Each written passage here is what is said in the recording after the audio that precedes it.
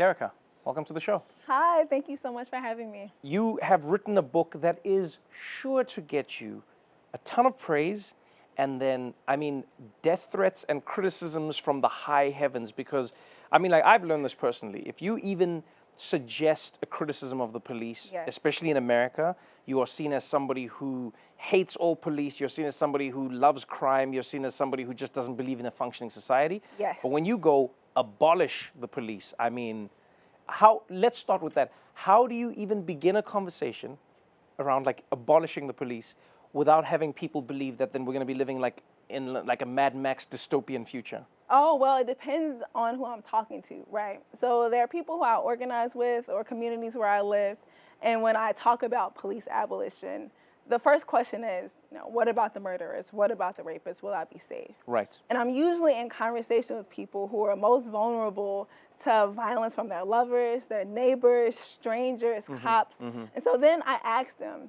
with 1 million cops right now, do you feel safe? And usually their answer is no.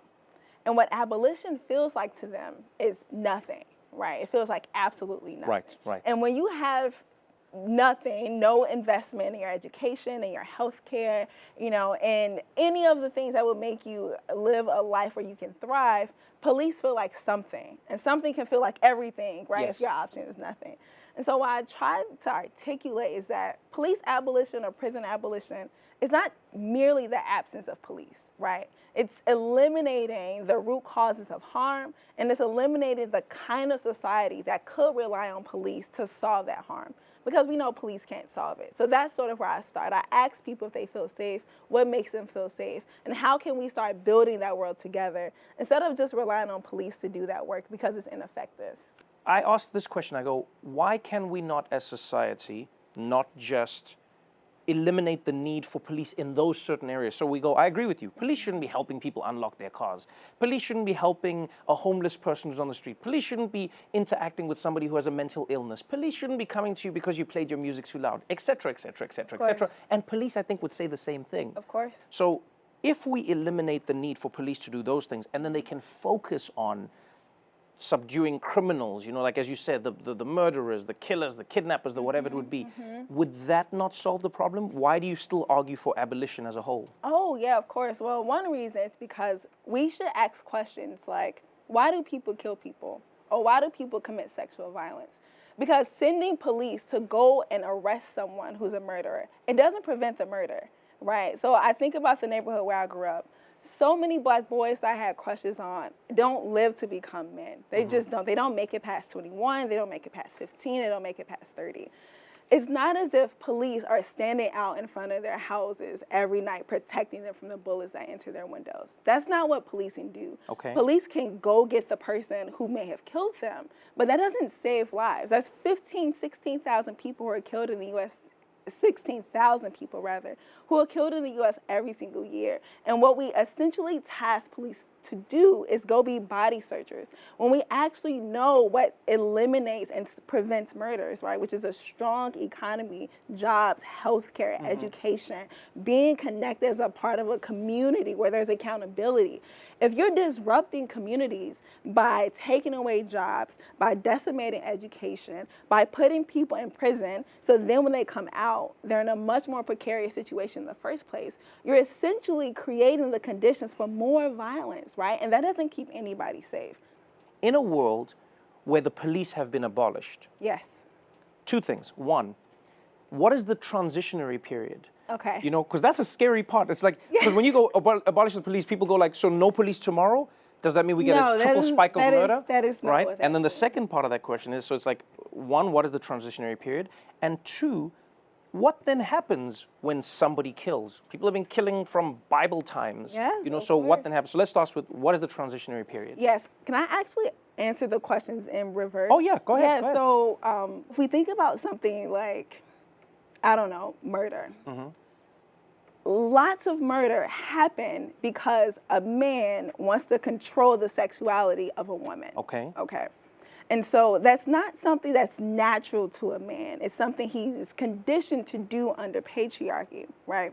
And so abolitionists ask, how can we eradicate what's conditioning men to believe that they should be able to control a woman's sexual life, right? How do we eradicate that impulse to say, no, you can't leave this house, no, you can't break up with me, to the point where we'll murder that person? The second reason why people kill each other is for control, like over petty arguments. Something you said, and I'm using men as an example because they're overwhelmingly convicted of murder. Right. Okay.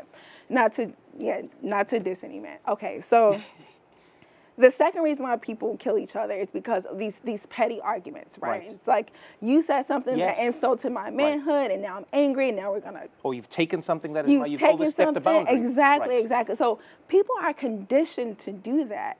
And the good thing about, well, it's not good that they're conditioned, but that conditioning can be undone, right? We can teach people to have different kinds of relationships. We can teach men and boys and children how to interact with women differently, or people who are trans, or people who are queer. I don't disagree with that. Yes. However, I wonder, is that not leading to a utopian place? Like, it's a utopian ideal, but what happens? I still ask the only question, which is, what happens if 8 out of 10 men are like, we've been conditioned, we are fine with this? Yes. 2 out of 10 men come and go, I'm taking what's yours, I'm killing your woman, I'm doing... Who then now... Yes, which is why I tried to answer the questions in reverse. Okay. Because one, abolition does not happen overnight. There are a million cops. There are 2,300 jails and prisons. There are 18,000 law enforcement agencies. America loves cops. There's no way abolition is going to happen like overnight. Right. And there's no abolitionist who I know, who I organize with, who expects it to happen. What we do expect people is to be committed to experimentation, to figuring out how to get there. How do we get to that 2 out of 10? I hear you. Because right now we're in a society where it's like 9 out of 10, right? How do we even get there? And so what's frustrating is that people will take a whole step back and say, well, you don't have an answer for every single scenario. So there's no need to do anything. Right. What's so sad is that cops don't have an answer for every single scenario. But who is funded? Police, right? We get increased police budgets, murder jumps. Okay, we need to increase police. Well, if they knew the answer, if more police was the answer, then why isn't murder decreasing? Why isn't theft decreasing? Why isn't all these ills in society decreasing? And so we're doing the inverse, right? So the one example that's usually helpful for me is the analogy of like a house with a leaky roof. Right. Right. So you have it's dripping and dripping and dripping. And then you put a bucket underneath it to catch this water. The leak picks up. Next thing you know, the buckets are overflowing. And at some point, someone who has sense in the house says, we need to get rid of these buckets because they're like, it's mess everywhere. It's not working on the leak. And abolitionists are trying to figure out, well, why is the house leaking in the first place? Got it. Right? And the police are kind of like the buckets, except buckets don't kill people. They're kind of like the buckets. People are like, you want to take buckets out of my house? This is going to flood. It's going to smell like mildew. It's going to be messy. We're like, no. We don't want your house to flood. We want the roof to stop leaking. And it's going to take much more to stop that roof from leaking than it is just to keep replacing buckets, buying buckets, getting different colors of buckets. There's only so much we can do with that because buckets were not intended to stop leaks, right? That takes a different kind of skill and a different kind of imagination, a different kind of commitment. Fundamentally, what you're saying is Americans need to think about solving the cause instead of only treating the symptoms. Yes. And to that I say good luck. Okay. Derecka, thank you so much for joining me. Of course. It's been amazing having you here, and your book is twice as amazing as the conversation because you can have it for much longer. So Derecka's book, Becoming Abolitionists, will be available October 5th.